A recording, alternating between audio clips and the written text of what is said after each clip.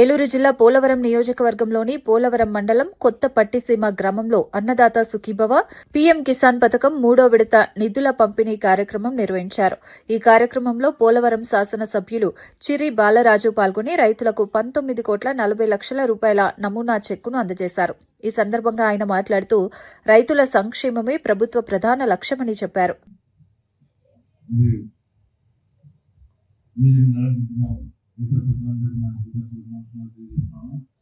మరి ముఖ్యంగా అందరి కోరిక ఒకటే, కొనుగోలు కేంద్రం విడుపు దశలో ఉన్నటువంటి మొక్కజొన్నకు కొనుగోలు కేంద్రం ఏర్పాటు చేయాలని చెప్పి అందరికీ కోరిక ఉంది.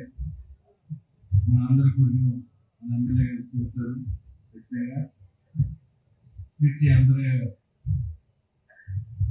బాధలు కూడా చేస్తారని కోరుకుంటున్నాను.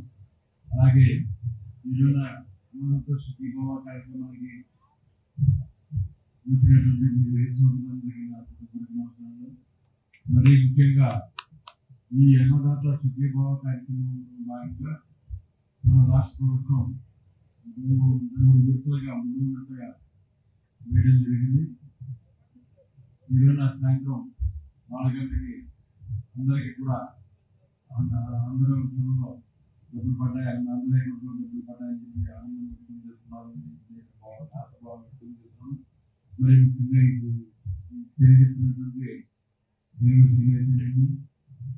మన వైస్ ఎంపీ మన తెలంగాణ అలాగే మనకి